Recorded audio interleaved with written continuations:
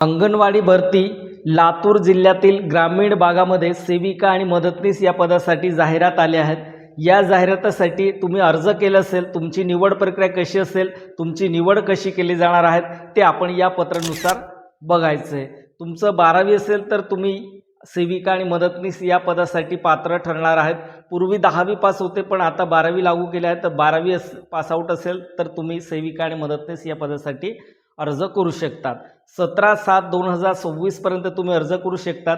आपली निवड प्रक्रिया आपण आपल्या घरी बसून आपली मेरिटमध्ये नाव येणार आहे किंवा नाही, किती टक्के आपल्याला येणार आहेत, हे सर्व सविस्तर आपल्याला या व्हिडिओच्या माध्यमातून बघायचं आहे। या पत्रानुसार 2026 मध्ये काय बदल करण्यात आला आहे, 12वी पास आउट असेल आणि किती टक्के असेल तर किती तुम्हाला गुण दिले जातात, ग्रॅज्युएशन झालं असेल तर किती गुण, तुमचं पोस्ट ग्रॅज्युएशन झालं असेल तर किती गुण दिले जाते, आणि डी.एड. बी.एड. झालं असेल तर किती गुण दिले जाते, MSIT म्हणजे Maharashtra state in information technology course तुमचं झालं असेल तर किती गुण दिले जाते, सक्षम संगणक कोर्स तुमचं झालं असेल तर तुम्हाला किती गुण दिले जातात, किंवा ते कोर्स पात्र त्या ठिकाणी ठरवले जातं किंवा नाही।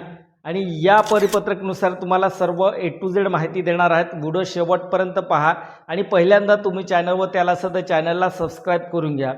बघा ताईनो, जास्त महिलांना हा व्हिडिओ शेअर करा, म्हणजे जे महिला अंगणवाडी सेविका आणि मदतनीस या पदासाठी वाट पाहत होते त्यांना हा व्हिडिओ नक्की शेअर करा, म्हणजे त्यांनाही समजेल। आणि एखाद्या जिल्ह्यामध्ये काय होते, भरतीमध्ये त्या ठिकाणी फ्रॉड पण होते, तर आपल्याला या व्हिडिओच्या माध्यमातून आपलं या शीटनुसार जर आपण आपलं मार्क्स कॅल्क्युलेशन केलं, आपल्याला किती गुण मिळणार आहेत हे आपल्याला समजलं, तर फ्रॉड झालं तर लगेच आपल्याला त्या ठिकाणी समजणार आहे। तर आपण आपल्या घरी बसून सर्व पर्सेंटेज काढून ठेवायचं आहे, आपल्याला एवढे पर्सेंटेज येणार आहेत। आणि जर मेरिटमध्ये त्या ठिकाणी कमी आपले मार्क्स दिसले तर आपण त्या ठिकाणी लगेच ऑब्जेक्शन घेऊ शकतात। कोणत्या तारखेपर्यंत आपण ऑब्जेक्शन घेऊ शकतात तो व्हिडिओ ऑलरेडी मी या चॅनलवरती अपलोड करून ठेवला आहे। त्या टाइमटेबलनुसार सर्व काही प्रोसेस होणार आहेत। ती तारीख जर निघून गेली आणि आपण ऑब्जेक्शन घेत असेल तर पुढे काहीच होणार नाही। ज्यांचं निवड झाले त्यांना त्या ठिकाणी जॉईनिंग दिले जाणार। त्याच्यासाठी आपल्याला लवकरात लवकर या टाइमटेबलनुसार, जो ऑलरेडी व्हिडिओ अपलोड केला आहे टाइमटेबलचा, त्या टाइमटेबलनुसार सर्व काही प्रोसेस होणार आहेत। आणि लातूर जिल्ह्यातील ग्रामीण भागामध्ये सेविका आणि मदतनीस हे पद भरती कंप्लीट होणार आहेत। चला तर आपण निवड प्रक्रिया कशी असते या पेजनुसार आपल्याला सर्व काही बघायचं आहे।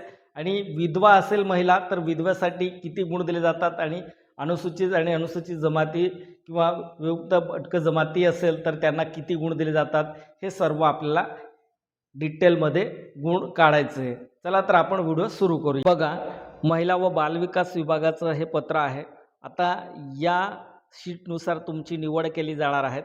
30 जानेवारी 2025 ची शीट आहे, अपडेट शीट आहे।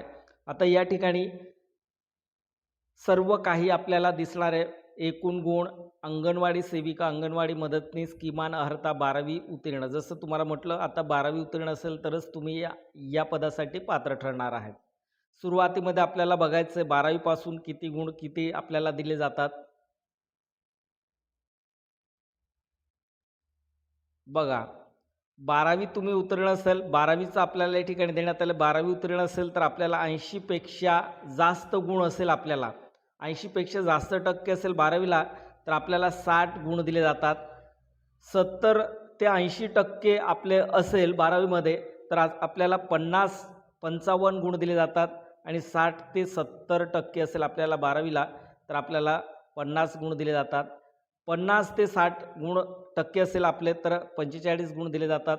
आणि 50 ते 40% 12वीमध्ये असेल आपलं तर 40 गुण दिले जातात। या पद्धतीने 12वीला पर्सेंटेज असेल त्या पर्सेंटेजनुसार तुम्हाला या ठिकाणी गुण दिले जातात। खाली टिप पण देण्यात आली, बघा टिप आपल्याला बघायचं। टिप काय आहेत, ज्या उत्तीर्ण उमेदवारांना 40% पेक्षा कमी गुण असतील त्यांना सरासरी 35 गुण दिले जातील, ग्राह्य धरण्यात येतील। म्हणजे 12वीमध्ये तुम्हाला 40% गुण 40% असेल तर तुम्हाला गुण 35 गुण हे कंपल्सरी तुम्हाला देता येणार आहे, याच्यापेक्षा जास्त देता येणार नाही। नंतर पदवीधर असेल तुम्ही तर तुम्हाला 10 गुण दिले जातील आणि पदव्युत्तर पदवी असेल म्हणजे PG तुमची कंप्लीट असेल तर तुम्हाला 4 गुण दिले जातील. हे आपल्याला हे गुण कॅल्क्युलेशन करायचं आहे. नंतर तुमचं D.Ed झालं असेल तर तुम्हाला 2 गुण दिले जातील आणि 5 नंबर आहे B.Ed तुमचं झालं असेल तर तुम्हाला 2 गुण दिले जातील. याच्यात एक कन्फ्युजन आहे बघा, काही महिलांनी D.Ed आणि B.Ed दोघं कोर्स करून ठेवलेलं आहे आणि ते मला कमेंट करून विचारत होते की सर आम्हाला B.Ed आणि D.Edचं दोघंच क्वालिफिकेशन आमचं दोघं कोर्स कंप्लीट आहे, तर दोघांचं आम्हाला मार्क्स मिळणार आहे का? तर होय, दोघांचं मिळणार आहे. तुमचं B.Edचं पण मिळणार आहे आणि D.Edचं पण तुम्हाला मिळणार आहे. 6 नंबरचा पॉईंट आहे, शासकीय मान्यता संस्थेचे संगणक परीक्षा उत्तीर्ण प्रमाणपत्र म्हणजे MSCIT अथवा शासनाने वेळोवेळी समकक्ष ठरवलेल्या संगणक अभ्यासक्रम पूर्ण केल्याचे प्रमाणपत्र असल्यास, बघा इथे काय म्हटलं आहे, इथे कन्फ्युजन होतं. जर तुमच्याकडे MSCIT सर्टिफिकेट नसेल तर समकक्ष ठरलेले संगणक अभ्यासक्रम तुमचं पूर्ण केलेलं असं प्रमाणपत्रसुद्धा या ठिकाणी ग्राह्य धरले जाते. त्याच्यासाठी आपल्याला 2 गुण दिले जातात. अतिरिक्त 20 गुण आहे. अतिरिक्त 20 गुण कशाचे मिळणार आहेत तर बघा, विधवा आणि अनाथ. जर महिला विधवा असेल तर 10 गुण दिले जातात, अनाथ असेल तरी 10 गुण दिले जातात. जर काहीच नसेल, सर्वसाधारणमध्ये मोडत असाल तर त्या ठिकाणी 0 गुण दिले जातात. दुसरा कॉलम आहे अनुसूचित जाती अनुसूचित जमाती.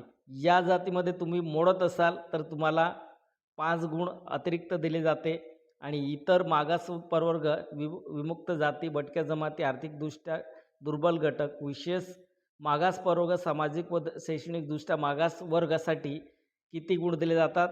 अतिरिक्त 3 गुण दिले जातात.